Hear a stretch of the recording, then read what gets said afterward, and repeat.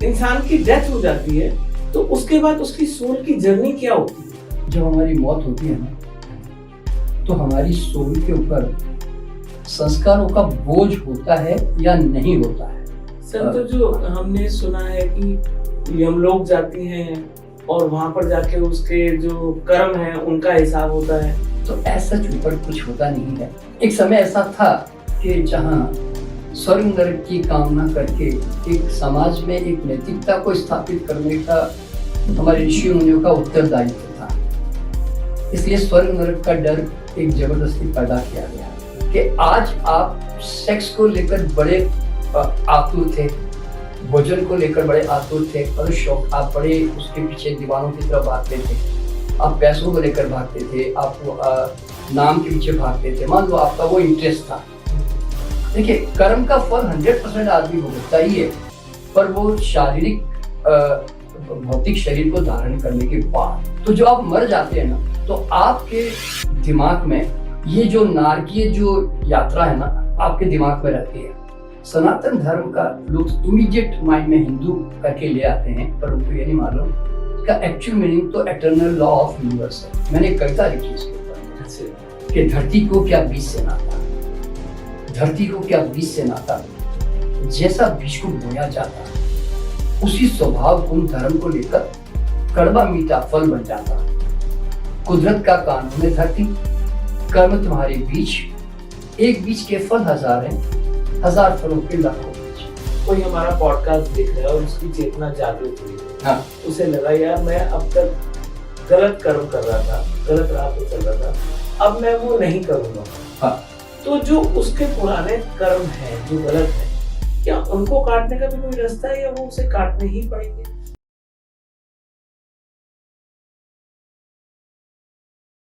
Deep dialogues with Rahul Bedi में आपका स्वागत है दोस्तों। आज जो हमारे गेस्ट हैं वो होलिस्टिक कोच हैं, वेलनेस कोच हैं, रेकी की उन्हें बहुत अच्छी नॉलेज है, वो स्पिरिचुअल गुरु भी आप उन्हें कह सकते हैं, रेकी गुरु भी हैं, PLR एक्सपर्ट हैं, NLP एक्सपर्ट हैं। तो कहने का मतलब आज हम लाइफ के बहुत सारे डिपार्टमेंट्स को टच करेंगे। हम लाइफ के डिपार्टमेंट्स को भी टच करेंगे, आफ्टर लाइफ पे भी बात करेंगे, हम सोल पे भी बात करेंगे और हम इन सारी चर्चाओं का केंद्र ये रखा जाएगा कि एक्चुअली अच्छी लाइफ जीने के लिए यही लाइफ नहीं, लाइफ आफ्टर द लाइफ को अच्छा बनाने के लिए हमें कैसे जीवन जीना चाहिए, हमें क्या डिसीजंस लेने चाहिए, क्या हमारी एक्टिविटीज होनी चाहिए जिससे हमारा ये जीवन भी और अगला जीवन भी सुधरे। तो ज्यादा समय ना लेते हुए शुरू करते हैं। MK sir, deep dialogues with Rahul Bedi में आपका स्वागत है। बहुत बहुत शुक्रिया मुझे इनवाइट करने के लिए।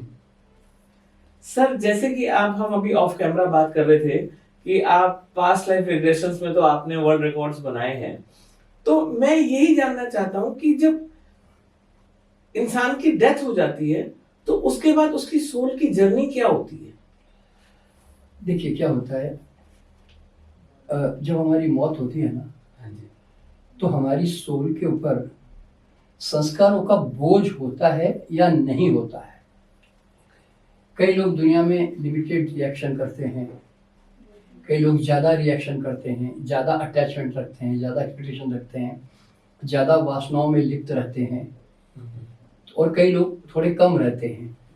ऐसे तो हमारी जो सोल है ना, मरने के बाद तुरंत जो है, या तो अर्थ बाउंड सोल कहते हैं, या तो लोअर लेवल पे चली जाती है जहाँ उसका आकर्षण अभी, अब उसके ऊपर इतने बोलते हैं बोझ उसने अपने टांग रखे हैं कि उसको हायर लेवल पे जाने का कोई कारण नहीं है उसका, और लोअर लेवल की जो फ्रीक्वेंसीज होती है ना, वो हायर लेवल पे जाती भी नहीं है वो उस तरफ। और जो थोड़े से स्पिरिचुअल, थोड़े से मेडिटेटिव लोग होते हैं, तो ऐसे लोग जो होते हैं उनकी सोल थोड़ी और ऊपर चली जाती है। हायर स्पिरिचुअल सोल्स हैं तो फिर और थोड़ी और ऊपर, यानी कि ऐसे तो 10-11 डायमेंशंस कहे जाते हैं। एक्चुअल में डायमेंशंस जो चर्चा की गई है, ये ओरिजिनल है कि नहीं है ये मैं खुद नहीं कह सकता, क्योंकि मेरा ऐसा मानना है, मेरा अपना अनुभव तो नहीं है फिलहाल। तो मैं किसी की बात या रिसर्च को बात मानकर मैं भी ये डायलॉग बोलता हूँ। राइट। और मैं इसलिए बोलता हूँ क्योंकि जो बताने वाले लोग हैं वो भी थोड़े ऑथेंटिक लोग हैं, फालतू बात नहीं करेंगे, समझे ना। तो उस कंडीशन में मुझे ऐसा लगता है कि 10-11 डायमेंशंस लोग बातें करते हैं, जैसे हमारे धर्मों भी 7वें आसमान की बात करते हैं। हाँ जी।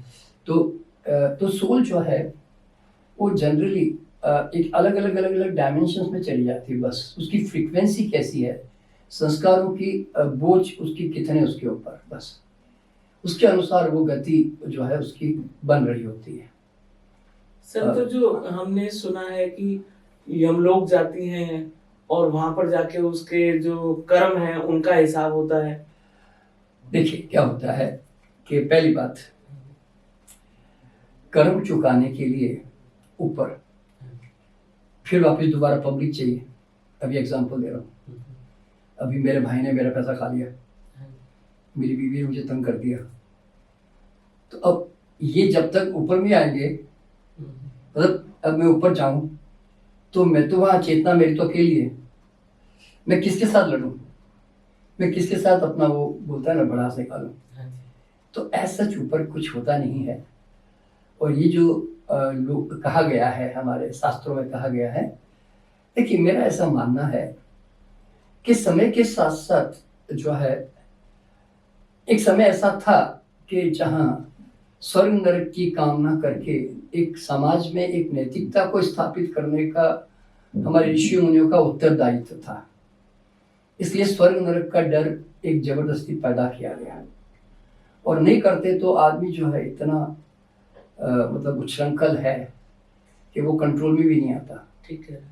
किसी भी धर्मों में इस तरह की जो चीजें जो कही गई है, तो एक कुछ तो हद तक ठीक भी है कि चलो भाई समाज कम से कम नैतिकता में तो रहा, लेकिन इतना भी नैतिकता में नहीं रहा, लोग फिर भी डरते तो नहीं है। तो लोग मरने के बाद आसमान में है ना, कोई लोक नहीं है, डायमेंशंस को हम लोक कहते हैं एक्चुअली। ओके। जैसे लोक वर्ड जो यूज करते हैं ना, इट इज ए डायमेंशंस। तो वो अलग अलग जो है डायमेंशंस में यात्रा कर जाते हैं, और हायर, आप समझे ना। तो देखिए आप जैसे बोलते हैं ना, आप वीआईपी है, आप आईपीएस है, आप आईएएस है, तो आप उस क्या बोलते हैं क्लब में ही जा रहे होते हैं। ठीक है। आपको वहां पे और छोटे मोटे आर्मी के लोग नहीं मिलेंगे आपको, ऐसे होता है ना, या पुलिस वाले नहीं मिलेंगे। तो बस ये इसी तरह का गेम है कि अलग अलग वाइब्रेशनल जो है वो ये डिसीजन होता है। देखिए पहली बात तो क्या मालूम है, कोई अपनी मर्जी से जा नहीं सकता उस तरफ। कई लोग इस दुनिया में जीते जरूर हैं, पर ढोंग और पाखंड की तरह जी रहे होते हैं। तो उनकी चेतना ऊपर नहीं जाती। क्यों मालूम है, हमारा जो शरीर है ना, हमारा सबकॉन्शियस माइंड, ये हमारी अंदर जो घट रहा होता है ना भाव, वो उसको कैच करता है। मान लीजिए मैं अभी मैं किसी भीड़ के सामने बहुत ऊंची ऊंची बातें कर रहा हूँ, और मैं बातें करके तालियां लोगों ने बजाई और मैं अंदर से बड़ा खुश हो गया, और आपको लगा कि थोड़ी इस तरह की बातें करूंगा तो ये लोग मेरे खुश होंगे, तो मुझे और भी थोड़े ऐसे चटपटी और बनावटी बातें करनी पड़ेगी। तो आप ओरिजिनली अंदर जो है ना चटपटी बनावटी बातें सोच रहे हो, आपके मन में लालच है, आपके मन में अहंकार है, आपके मन में लोगों के परमार्थ का भाव नहीं है बिल्कुल भी। ठीक है। तो ऐसे लोग जो होते हैं ना, जो कि बोलते कुछ और है करते कुछ और है, अंदर से कुछ और होते हैं, ये लोग तो लोअर लेवल पे रहते हैं, क्योंकि उनके अंदर की आत्मा जो है वो नेगेटिव थी। ऊपर से नाटक भले ही उन्होंने संत बाबा का भी किया होगा, साधु बाबा भी बन गए होंगे, लेकिन फिर भी अंदर से तो मेला मन था उनका। ठीक है ना, इस तरह से होता है। तो पर ये जो जैसे मैं भी कई बार हैरान भी होता हूँ जब पुराने शास्त्र पढ़ता हूँ और पुराने शास्त्रों का उल्लेख मिलता है कि ऊपर हम लोग है ना, वो लोग है, देव लोग है, समझे ना, देव ऐसे लोग हैं। तो इसका मतलब ये हुआ कि देवलोक का मतलब देखिए क्या होता है कि एक पॉजिटिव एनर्जी का एक दुनिया, पॉजिटिव एनर्जी की दुनिया, मैं यूं कह सकता हूँ, जो उस समय लोगों ने उस तरह की बातें की होगी, तभी तो देवलोक में गया जी तो वहाँ शांति शांति जी, आनंद ही आनंद, बहुत एकदम परफेक्ट मस्ती में था मान लो, तो वो कहेगा मैं देवलोक में था। तो जिसको वो कहते हैं ना कि यमलोक में जाकर उसको कर्म का फल मिलता है, वो वहां नहीं मिलता। जब तक आप वापस फिजिकल फॉर्म लेकर आप जन्म नहीं लेते, तब तक आपका वो कर्म जो है क्लियर नहीं होता। हाँ, और हाँ ये बात जरूर है कि आज आप सेक्स को लेकर बड़े आतुर थे, भोजन को लेकर बड़े आतुर थे, मतलब शौक, आप बड़े उसके पीछे दीवानों की तरफ भागते थे, आप पैसों को लेकर भागते थे, आप नाम के पीछे भागते थे, मान लो आपका वो इंटरेस्ट था। तो फिर क्या होता है कि यहाँ आपने बहुत जमीन जायदाद इकट्ठी कर ली, तो जब आप मर जाते हैं ना, तो आपके दिमाग में कुछ दिनों तक ये जो नारकीय जो यात्रा है ना, ये तो आपके दिमाग में रहती है कि मेरे ये मकान छूट गए, मेरे मकान छूट गए, मेरा मतलब मैं ये काम नहीं कर पाया। तो वो एक कहीं ना कहीं जो बोलते हैं ना खुद के पश्चाताप से जो आदमी भुगत रहा होता है वही नरक है, बस ये समझना है। को देखिए कर्म का फल 100% आदमी भुगतता ही है, पर वो शारीरिक भौतिक शरीर को धारण करने के बाद ऊपर एक बार चला गया, फिर तो वो एनर्जी का फॉर्म है, वहां तो कोई आपको मिलेगा भी नहीं। तो क्या इसी आधार पे पुनर्जन्म होता है? हाँ, क्योंकि पुनर्जन्म जो होता है हमारा, आपने किस तरह के संस्कार अर्जित किए हैं, लोअर मीडियम हायर, जो बोलते हैं ना सात्विक रास्तिक तामसिक जो भी, तो एग्जैक्टली आपका जो आगे का जन्म होगा ना, वो उसी तरह के वाइब्रेशन और अट्रैक्शन की तरफ जाएगा ऑटोमेटिकली। ऐसे अभी मान लीजिए मैं संगीत का शौकीन हूँ और तो मेरे घर में कोई भी संगीत से रिलेटेड कोई आत्मा जो है मेरे घर में अट्रैक्ट हो जाएगी, या मैं कोई स्पिरिचुअली इंक्लाइंड परिवार हूँ तो मेरे घर में उस तरह की सोल आकर्षित हो जाएगी।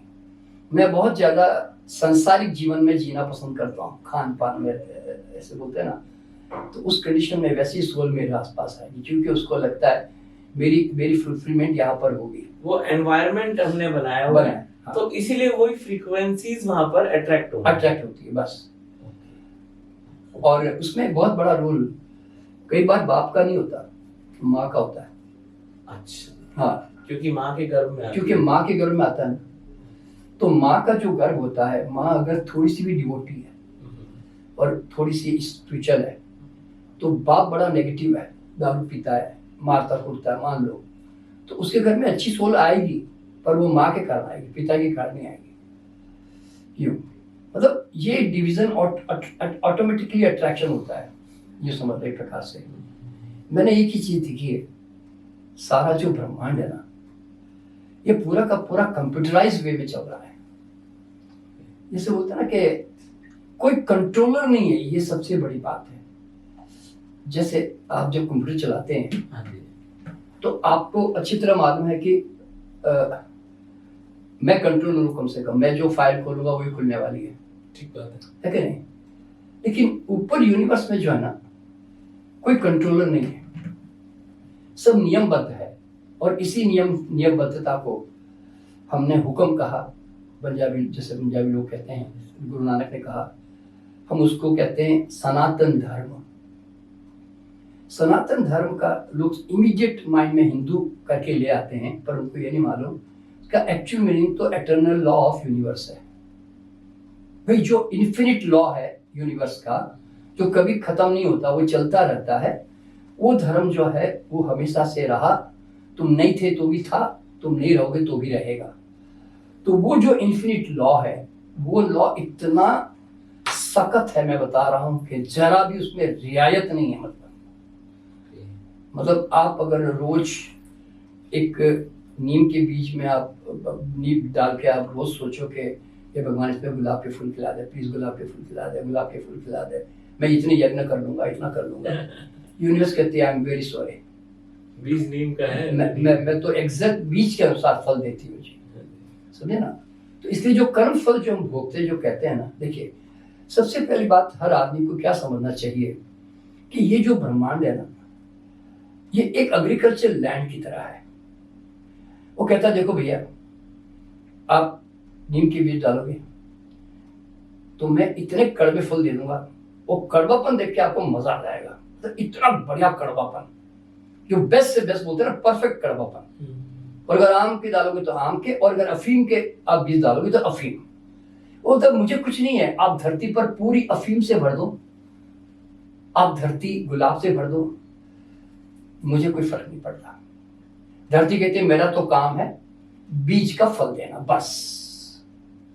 ये जिस दिन किसी व्यक्ति को समझ में आ गया ना कि इस यूनिवर्स में ना तुम चाहे उल्टे लटक जाओ सीधे लटक जाओ, नियम से जो तुम्हें मिलना है ना वो तुम्हें मिलेगा ही। इवन उसमें ईश्वर भी टांग नहीं अड़ा सकता। और इस मामले में मुझे तो कहने की जरूरत नहीं है। आज जितने हमारी रामायण, हमारी महाभारत, कई तरह की कहानियां हम सुनते हैं, उनके अंदर उनको जो तकलीफ देखनी पड़ी तो किसने रोका? समझे ना, नोबडी कुड स्टॉप ना, वो जो हैपनिंग थी। ठीक है। तो ये जो घटना है ना, तो वो नियम से घटता है संसार में। मैंने एक कविता लिखी इसके ऊपर कि धरती को क्या बीज से नाता, धरती को क्या बीज से नाता, जैसा बीज को बोया जाता उसी स्वभाव गुण धर्म को लेकर कड़वा मीठा फल बन जाता। कुदरत का कानून है धरती, कर्म तुम्हारे बीज, एक बीज के फल हजार हैं, हजार फलों के लाखों बीज। कहे नंद नहीं कोई जगत में, नरक स्वर्ग को देने वाला, नरक स्वर्ग हम स्वयं रचते, पल पल जैसा बीज को डाला। आहार व्यवहार विचार से हर पल बीज जो बोए, पल पल फल बनता गया, अचानक कुछ ना होए। क्या बात, बहुत सुंदर। मतलब कर्म ही प्रधान है। कहे नंद जागे रहो, सचेत रहो हर पल, इस पल बोया बीज ही पल आएगा कल। क्या बात। नियम से कोई तरे ना पत्थर, घी ना नीचे जाए, कुदरत के कानून में राम ना अड़े आए। बहुत सही।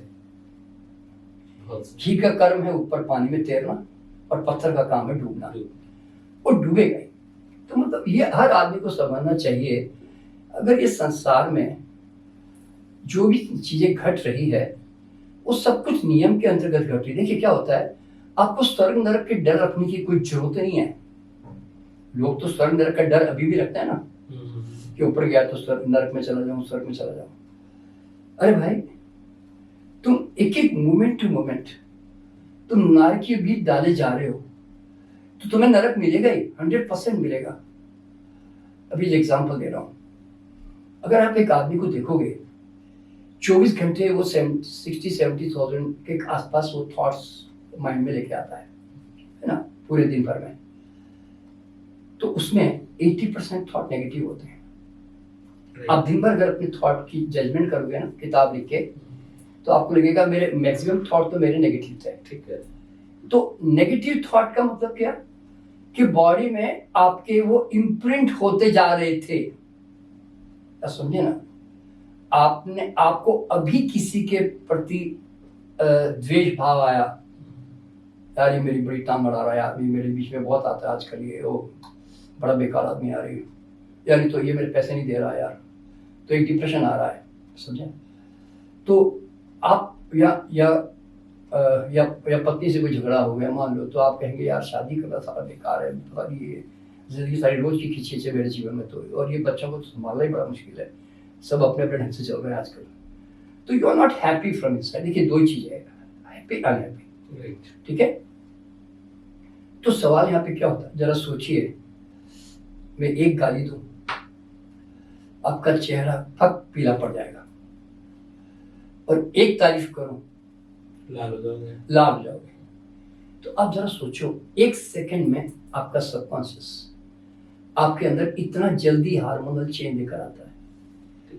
तो आप 24 घंटे जब आप इस तरह के थॉट में रहते हो, तो आप अपनी ब्लड केमिस्ट्री डेवलप कैसे कर रहे हो, आपकी फ्रीक्वेंसी क्या डेवलप हो रही है, सारी नेगेटिव डेवलप हो रही है। हाँ, तो ये देखिए आदमी है ना, अवेयर नहीं है कि मैं कर क्या रहा हूं। समझे ना? तो मूल बात है आदमी का जागना जरूरी है। देखिए आज देखिए अध्यात्म और ध्यान का यहाँ पे रोल कहाँ आता है, कि अब तक तुम बेहोशी में जी गए तो दुखी दुखी हो गए भाई, गलत परिणाम आने लगे, तो अब तो जाग जा, अब तो ध्यान कर और अपने भीतर जा और तू पहचान कि तू दुखी हो कैसे रहा है। देखिए, जब तक आप दुखी होने की प्रक्रिया नहीं पहचानोगे ना, आप कभी दुख से मुक्त नहीं हो सकते। आपको दुखी होने की प्रक्रिया को बहुत सीरियसली ऑब्जर्व करना पड़ेगा। अभी मान लो किसी ने मेरी इंसल्ट की या मेरे बारे में गलत बोला या मेरी तारीफ कर दी बहुत, तो मैं अंदर से फूलने लग गया। तो मेरे अंदर एक इमेज क्रिएशन का पेट्रोल की टंकी चल रही है। बाहर तो चिंगारी थी, जिसने मुझे तारीफ की या गाली दी, वो मेरे अंदर इमेज क्रिएशन की एक टंकी चल रही थी, इसलिए वो या तो सिकुड़ रही थी या फूल रही थी, या फिर मैं एक्सपेक्टेशन का बॉबल लेके बैठा हुआ था, इसलिए वो मेरे एक्सपेक्टेशन में नहीं खड़ा उतरा, मेरा दिमाग खराब हो रहा था, या मैं नॉन एक्सेप्टेंस में जी रहा था, यानी किसी को स्वीकार ही नहीं करता था। क्या कहता था, काटा काटा क्यों, फूल फूल क्यों, मान लो ऐसे। या मैं आइडियोलॉजिकल स्केल लेके दुनिया को मापे जा रहा था। तो अगर आप ध्यान से देखोगे ना, तो आपको लगेगा कि मेरे पेट्रोल की सारी टंकियां मेरे भीतर है, बाहर जो है चिंगारियां हैं। बस आप अपने भीतर जाओ ना और चुपचाप पहचानो कि मेरे घर में आग क्यों लगी। मान लो मुझे गुस्सा आ रहा है, तो क्यों आ रहा है भाई, मेरा दिमाग खराब हो रहा है, मैं तनाव में जा रहा हूँ, मैं डिप्रेशन में जा रहा हूँ, why I am going like this. तो वो आपके अंदर ना कारण, तो क्योंकि क्रिएटर तो आप हो अपने। ठीक है। तो the moment you go inside and you realise the reality of your life, तभी आप उससे मुक्त होंगे ना। आपको लगा कि यार चिंगारी ये रही, चिंगारी ये रही, यार साला मैं बेकार में दूसरों को दोष दे देता था सारी जिंदगी, तो मैं पेट्रोल निकाल दूं मेरा खुद का ही। वो जो बुरा जो देखन मैं चला, बुरा ना मिले। हाँ, वैसे जो दिल खोजा आप ना, मुझसे बुरा। तो हर आदमी को ना जागने के लिए अपना प्रयास करना पड़ेगा, तभी जीवन में थोड़ा नॉन रिएक्टिव होगा। और वर्तमान में अगर कुछ अच्छा चुनना है तो उसके पास चुनने की क्षमता होगी, क्योंकि जागा हुआ होगा तो सही चुनाव करेगा, बेहोश होगा तो गलत चुनाव करेगा। देखिए, हर आदमी के पास सबसे बड़ी ताकत क्या मालूम है, the power to choose. Right. अभी आप मेरे घर आए, हर पल चूज कर रहा है वो। हाँ, अभी मेरा आप घर आए, मैंने कहा भाई साहब आप क्या पियोगे, चाय पियोगे, जूस पियोगे, अल्कोहल पियोगे। अब आपने अभी क्या सोच के चुनाव किया, अब आप उसका फल अच्छा बुरा भुगतने को तैयार हो जाओ। क्यों, आपने चुनाव किया। ठीक है ना। तो लोग है ना, मोमेंट टू मोमेंट चुनाव करते हैं।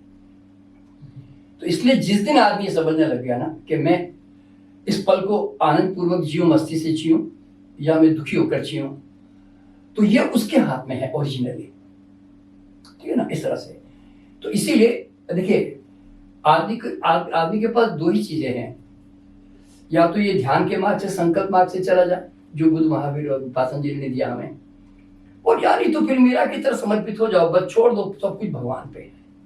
मैं यूं कहता हूँ, क्यों मालूम है, फिर तुम बीच में बचा के रखते क्यों, दुखी तो तुम होते हो ना, तो तुम बीच में रहो ही मत।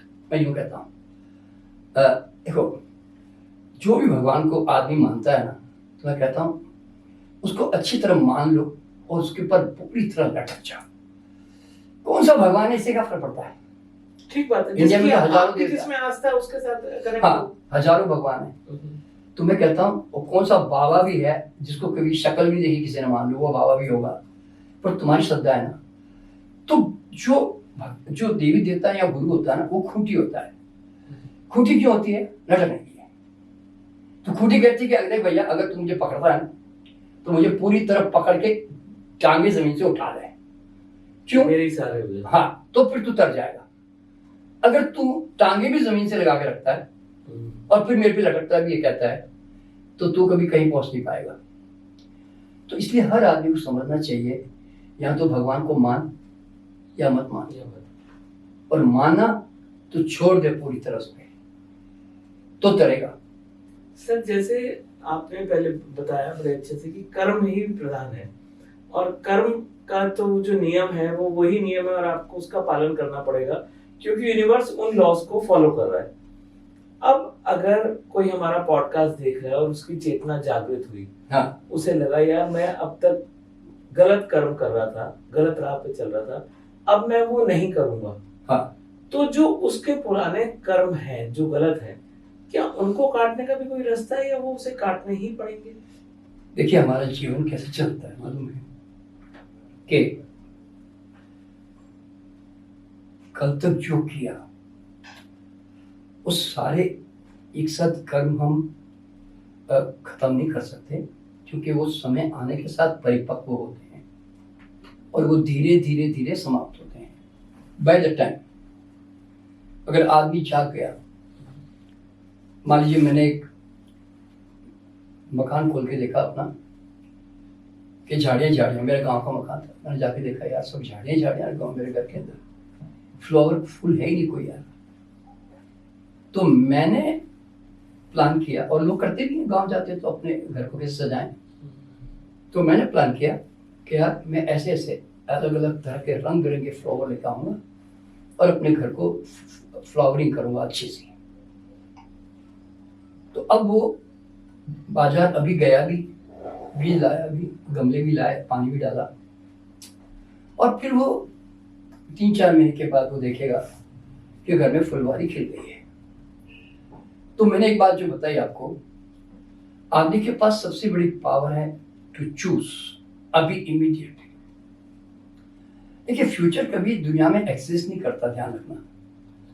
फ्यूचर वर्तमान के एक्शन से धीरे धीरे आकार ग्रहण करने की स्थिति में रहता है। अभी देखिए अब आदमी तो पता नहीं कब क्या चॉइस कर जाए। अभी मान लीजिए मैं इस तरफ देख रहा हूं, तो सडनली कोई दूसरा आदमी इस तरफ आ गया, तो मैं क्या कर रहा हूं, मैं ऐसे देखने लग गया, तो मेरी एनर्जी उस तरफ ट्रांसफर हो गई ना। तो आदमी तो मोमेंट टू मोमेंट कितने थॉट जो है चॉइस करता रहता है, चेंज करता रहता है ना। तो इसीलिए तो वर्तमान में आप जो अभी इमीडिएट जो चेंज कर दोगे ना, तो कल आपका भविष्य वैसा बन जाएगा। अभी मैं इसका एक एग्जांपल देता हूं।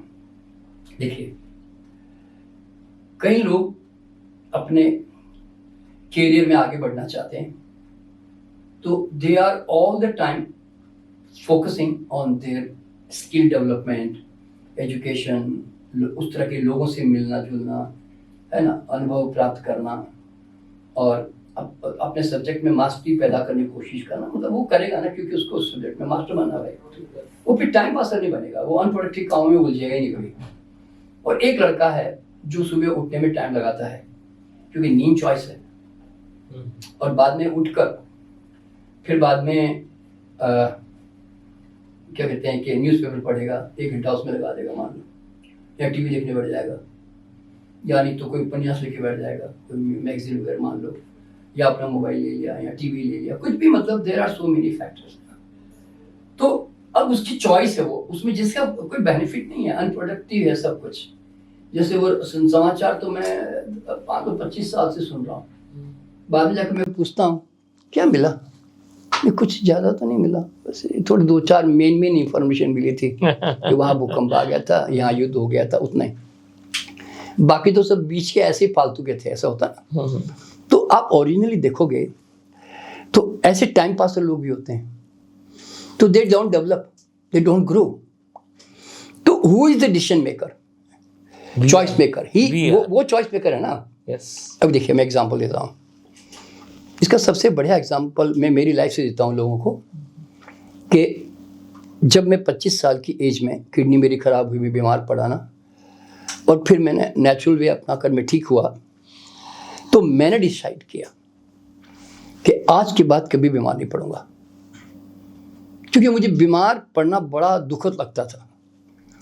तो मैंने कहा यार आज के बाद बीमार नहीं पड़ना यार, ये बड़ा दुखद काम है। तो आज अब 76 ईयर्स में हूँ मैं अभी। अच्छा। तो आज बीमारी मेरे लिए असंभव शब्द हो गई है।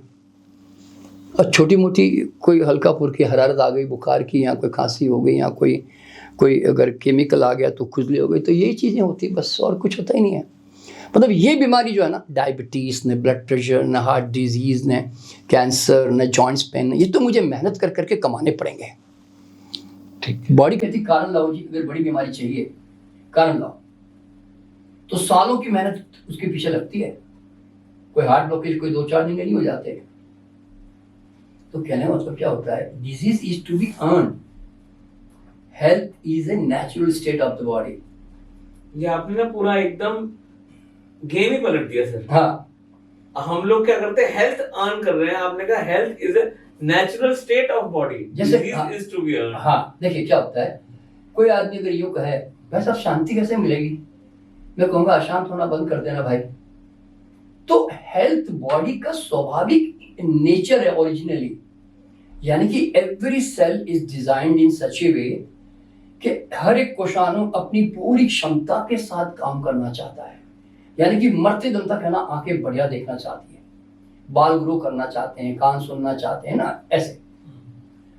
तो आप जरा सोचिए, तो हमारा शरीर जो है ना, अगर उसके काम में बाधा न डालो ना, तो ये फल की तरफ पककर संसार से जाता है, सड़कर टूटकर नहीं, सड़कर टूटकर जाता है ना। ये सबके लिए बहुत शर्मनाक बात है भाई। आप जरा सोचो, परमात्मा ने एक गाड़ी दी तुम्हें और साले तुम उसके पूरे टांग, उसके पूरे पहिए, सारे पुर्जे गायब करके तुमने उसको पूरा खराब करके उसके पास लेके गए।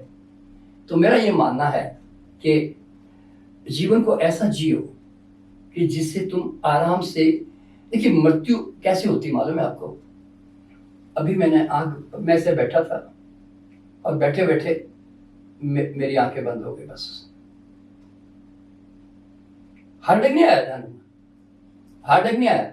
वो ऐसा होता ना, हार्ट अटैक आया ऐसे करके दर्द हुआ, वो भी नहीं। मैं बैठा बात कर रहा था, आपसे बात कर रहा था मान लो, और बैठे बैठे बैठे बैठे बैठे मैं धीरे सो गया। आप लगेगा ये क्या हो गया, कोई तकलीफ नहीं, कोई दर्द नहीं। तो और वैसे सच्ची बात बताओ ना, जो थोड़ा सा बॉडी अवेयरनेस के साथ जीता है ना, तो वो आदमी अपनी श्वास और अपने बॉडी में आने वाले चेंजेस उससे ऑब्जर्व करके वो पता कर सकता है कि मैं कितने दिनों में जाने वाला हूँ। सर कितने दिन पहले आभास हो जाता है मृत्यु को? 6 महीने पहले। 6 महीने पहले? हाँ, 6 महीने पहले आपको पता चल जाता है कि मैं जाने वाला हूँ करके। और अधिकतर हमारे कई आध्यात्मिक गुरु इसकी पहचान करते हैं, पर वो बहुत लिमिटेड है। मेरा ये मानना है, कोई भी गुरु आध्यात्मिक जगत में है, अगर इतना भी नहीं समझ पाया और सडनली हार्ट अटैक से मर गया, तो लोग गुरु कहाँ थे? तो फिर काय का गुरु भाई, काय का अध्यात्म? मेरे को तो आज तक समझ में नहीं आता। क्यों? कम से कम शरीर के बारे में इतना तो जान लेते कि गाड़ी कब तक चलने वाली है मेरी। तो सर जैसे आत्मा एक शरीर, एक परिवार चुनती है कि मेरे को कहां पर जन्म लेना है, क्या ऐसे आत्मा अपनी मृत्यु भी चुनती है? देखिए, मृत्यु जो है ना, वो सिर्फ जागा हुआ व्यक्ति चुन सकता है, बेहोश आदमी नहीं चुन सकता। क्योंकि परमात्मा, अगर आप ध्यान से देखेंगे, आज जंगल में हजारों पेड़, लाखों पेड़ खड़े हुए हैं, वहां पे कौन है उनको देखने वाला, पानी डालने वाला? एक बीज पड़ा और 200 फीट का बन गया, है ना। आज आपके वहां हरिद्वार में भी है ना, लंबे लंबे पेड़ है ना। तो अब वो जो पेड़ है, जीव का पहला नियम क्या है कि परमात्मा या यूनिवर्स हमेशा परफेक्शन में इंटरेस्टेड है, आधे अधूरेपन में बिल्कुल इंटरेस्टेड है ही नहीं। वो तो मजबूरी में है कि पानी नहीं मिला, खाद नहीं मिली, इसलिए वो सड़के बेचारे को, पेड़ को सूख जाना पड़ा, समझता ना। ठीक है। तो आदमी का भी ऐसे है ना कि he has to create lot of blockages, he has to make his body deficient, उसकी बॉडी को ओवर स्ट्रेन करना पड़ेगा उसको, तब जाकर उसके शरीर में बीमारी पैदा होगी, समझे ना। शरीर जल्दी जाने के लिए डिजाइन नहीं है। ये आदमी की आदत क्या हो गई है कि वो मृत्यु को स्वीकार करके चल रहा है, पता नहीं कब राम उठा ले, राम की मर्जी, हरि हरि इच्छा प्रबल, एक कॉमन वर्ड हम सुनते हैं, समझे ना। तो सवाल क्या है, हरि इच्छा प्रबल, तो एक योगी 100 साल, 105 साल, 10 साल बैठा हुआ है, 20 साल बैठा हुआ है, तो क्या उसको हरी इच्छा नहीं है? हरी इच्छा नहीं है प्रभु? वहां पे हरी इच्छा, हरी हरी को नहीं लगता कि इसको उठाऊं मैं। समझे ना, हम शहर में रह रहे हैं इसलिए उठाएगा। अच्छा, दूसरी बात देखिए, हमारे यहाँ पर आपने अमेजोन पे जाएंगे ना, तो ब्लू जोन्स के नाम से ना आपको एक पूरा डॉक्यूमेंट्री मिलेगा, उसका नाम है ब्लू जोन्स। उसके अंदर ना वर्ल्ड के 5-6 ऐसे ऐसे कंट्री के नाम दिए गए हैं जहां पर 105, 110, 115, 120 कॉमन लोग जी रहे हैं वहां पे अभी भी। अच्छा। And no cancer, no heart disease and no joints pain. तो सवाल पैदा क्या होता है, क्यों भाई? ये हुंजा वैलीज पास में है, गिलगिट के ऊपर हुंजा वैलीज है ना यहाँ पे, और ओकिनावा जापान में है। ये सब सर्च करेंगे मिल जाएगा, ठीक है ना। इटली में है, सिंगापुर भी आजकल लॉन्गेविटी में आ गया है। तो कहने का मतलब क्या होता है, ये इनके ऊपर परमात्मा की ज्यादा कृपा और हमारे ऊपर कम कृपा करता है। तो ये लोगों की सोच है कि परमात्मा, उनकी जीवन शैली वैसी, हाँ, कि वो परमात्मा की कृपा होती है। अरे कृपा तो तूने अपने आप पे की है भाई। तूने प्रकृति के तत्वों को अच्छी तरह इस्तेमाल किया, तूने अच्छा सकारात्मक जीवन इस्तेमाल किया, तूने अच्छा खाना इस्तेमाल किया, तूने अच्छा सोना इस्तेमाल किया, एक्सरसाइज इस्तेमाल की, शरीर ने तुम्हारा साथ दिया। ठीक बात। तो मतलब ये समझना बहुत जरूरी है कि मृत्यु ईश्वर के हाथ में है ही नहीं। उसको क्या पड़ा है, एक बात बताइए ना, जो आपको पैदा करता है उसको तो ये इंटरेस्ट रहेगा कि बेटा पूरा परफेक्शन की तरफ जाना है यार। तो फिर अकाल मृत्यु क्या होता है? देखिए, अकाल मृत्यु, आप जरा एग्जांपल दे रहा हूं आपको। अभी कुछ 500,000 साल पहले जब आदमी आदिवासी था, ज्यादा मूवमेंट नहीं थे, ट्रेन, फ्लाइट ऐसे होते हैं ना, ऐसे कारें वगैरह, तो आपने देखा होगा आदमी जनरली घोड़ा इस्तेमाल करता था बस। और उस समय आदमी का एक्सीडेंट बहुत कम होते थे, क्योंकि वो घोड़े से गिर गया, पहाड़ से कहीं गिर गया, वो उतनी कहानियां कभी कभार सुनते थे, है ना।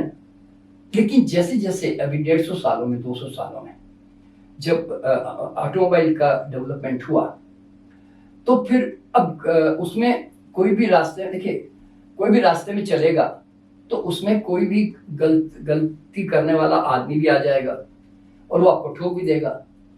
तो होता क्या है कि ये कोई डिसाइडेड नहीं है कि ये आदमी उधर आएगा तो ये इसको ठोक देगा, तो ऐसा नहीं है। एक्सीडेंट जो होते हैं, जो अकाल मृत्यु जो हम कहते हैं, ये इमीडिएट सडनली बिना सोचे समझे होती है, तो समझे ना।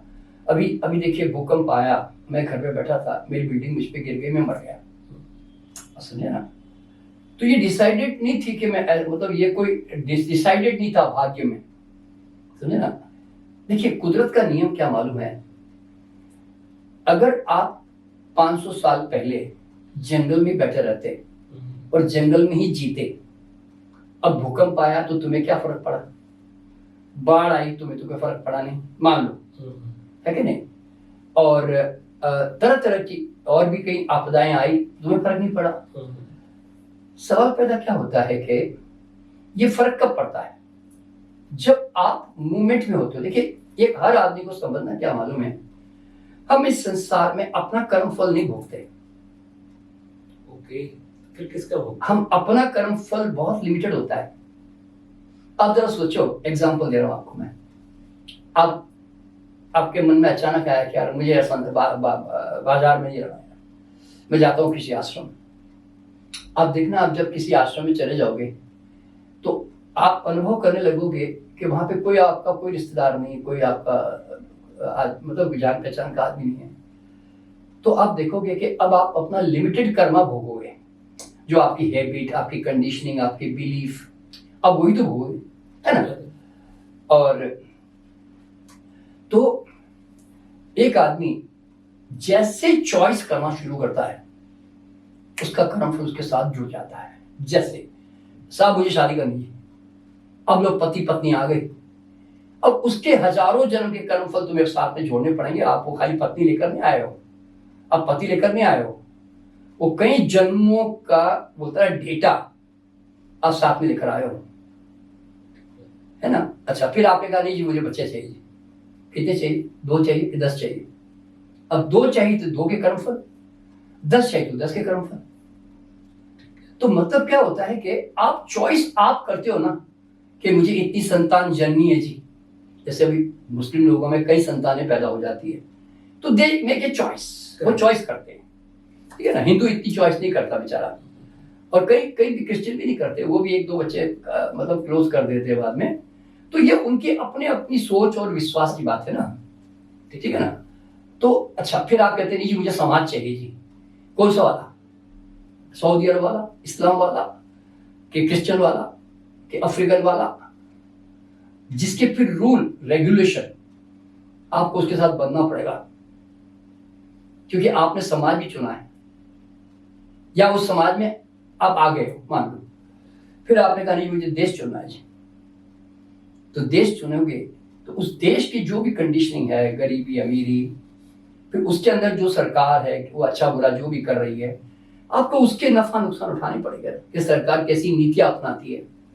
अब मैं एग्जांपल दे रहा हूं आपको। मैं 5 कंट्री हैप्पी कंट्री कहलाती है, जैसे नीदरलैंड, स्वीडन और फिनलैंड, ऐसे कहते हैं ना हम लोग। सवाल पैदा क्या होता है, ये हैप्पी कंट्री कैसे होगी भाई, है?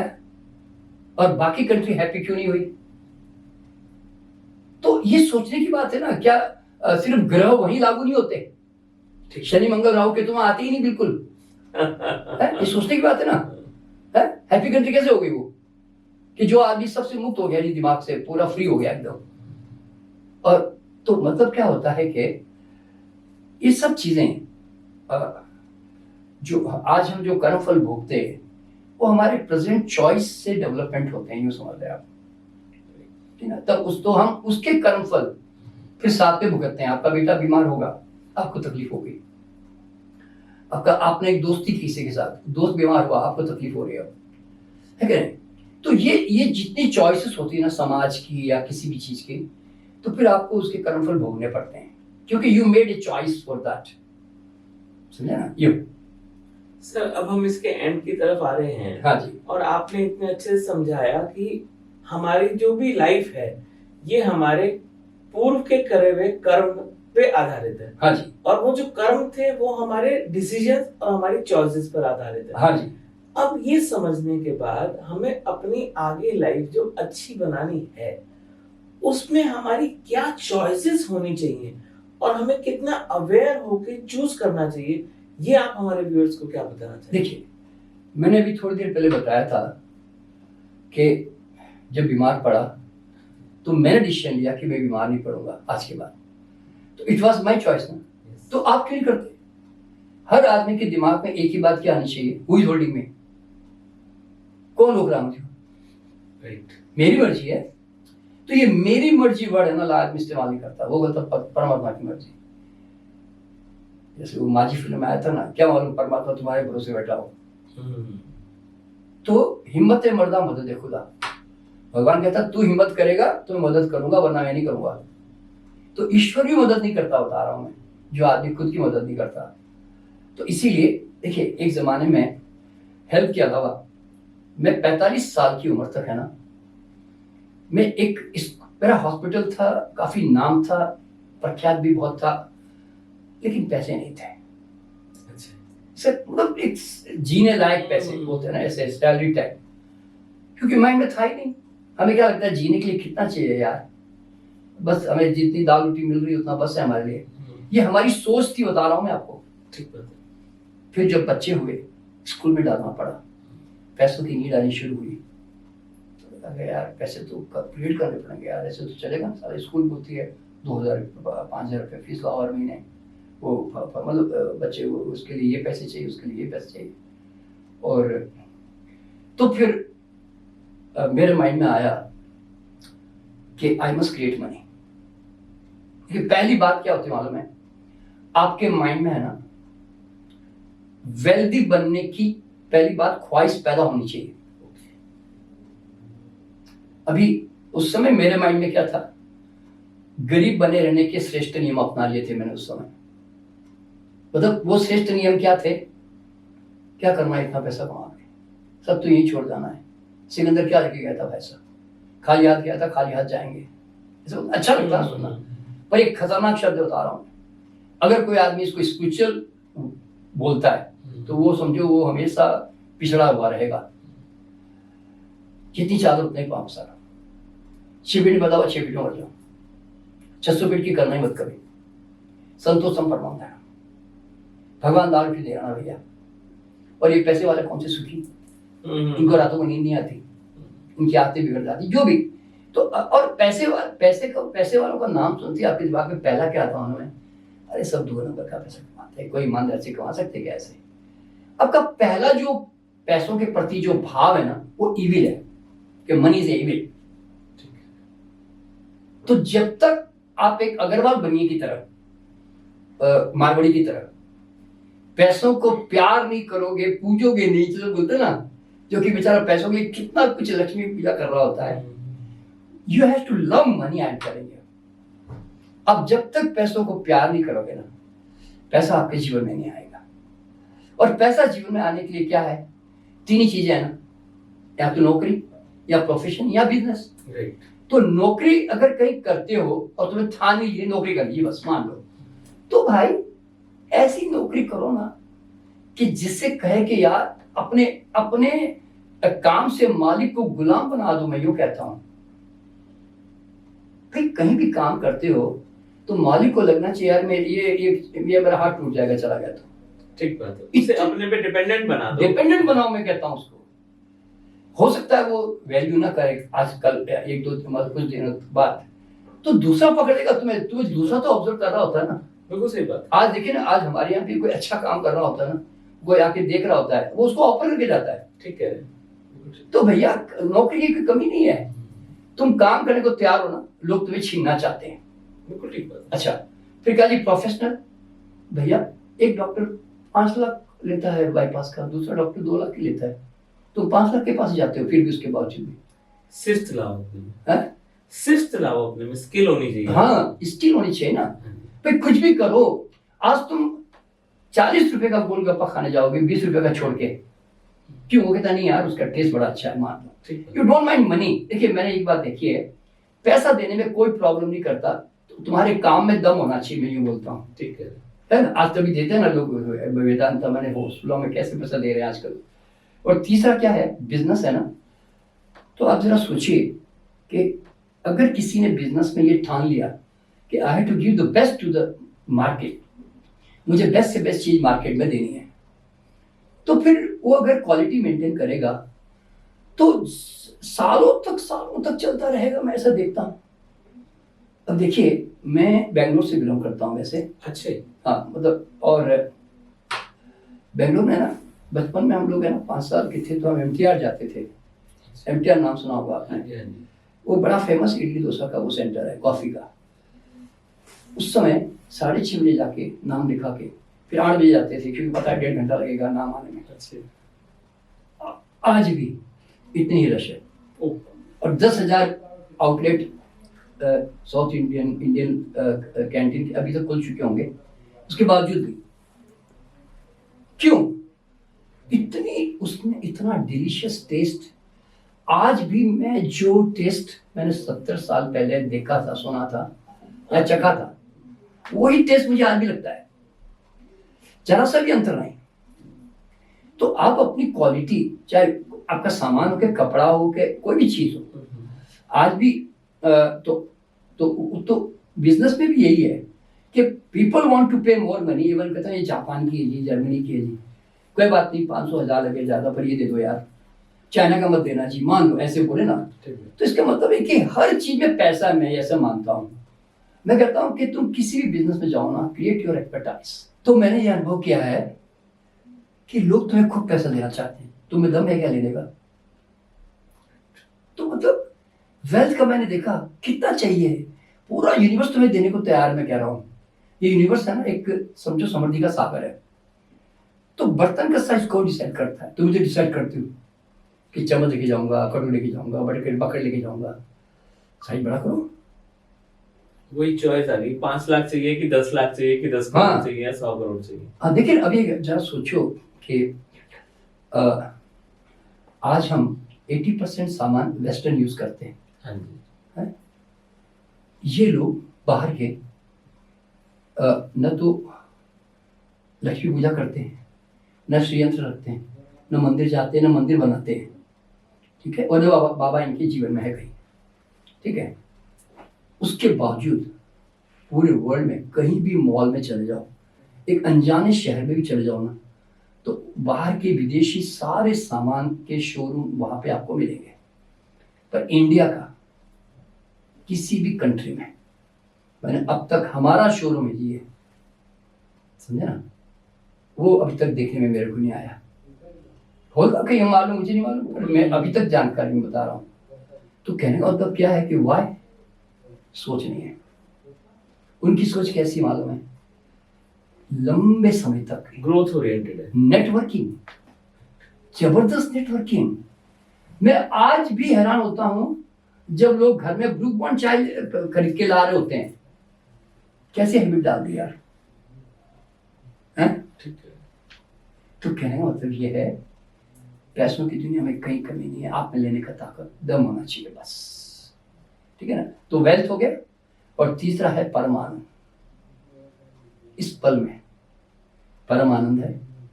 तुम भूतकाल भविष्य में भागते हो, तो वर्तमान में आ जाओ और वर्तमान में जीने की आदत डालोगे ध्यान करके, मान। तो फिर क्या होगा, तुम्हारे पास जब भूत नहीं है और भविष्य नहीं है, तो सिर्फ ब्रह्मांड है। वर्तमान कौन है? ब्रह्मांड, परमात्मा, यूनिवर्स, ठीक है ना। तो and where you are not there, क्योंकि फिर आप तो गायब हो गए ना। आप कौन हो? आप हो भूतकाल और भविष्यकाल। और जैसे शर्मा जी कौन है जी? ये भूतकाल भविष्यकाल है जी, मान लो यूं कहेंगे ना। तो मैं जब बचा ही नहीं, जब मैं भूतकाल भविष्यकाल है ही नहीं, तो फिर अब वर्तमान में होना मैं। तो ये जो आदमी की आदत नहीं है ना कि अभी इस मोमेंट में जीऊं और मजे लूं, और आनंद अभी शहद की बूंद की तरह हर पल टपके जा रहा है, पर हम बेहोश है और हम कहीं और खोजने में लगे हुए हैं, समझे ना। तो मतलब परम स्वास्थ्य, परम समृद्धि, परम आनंद, ये हमारे जीवन के अंग है। हर आदमी को इसको अचीव करने के लिए आंख खोल के जीना ही चाहिए, बस मैं यूँ कहता हूँ। बहुत सुंदर सर, बहुत सुंदर, बहुत आनंद आया सर मिलके, और बहुत अच्छे से आपने जीवन के सारे रहस्य हमें लेस देन 1 आवर में समझा दिए कि इंसान को जीने के लिए क्या चाहिए और कैसे जीना चाहिए। और चॉइसेस एक बहुत इंपॉर्टेंट चीज है, बस अगर वो सही चॉइस करेंगे तो सही रिजल्ट्स बिल्कुल, ठीक है। बहुत बहुत अच्छी बात है। मैं सबको भी नमस्कार मेरा।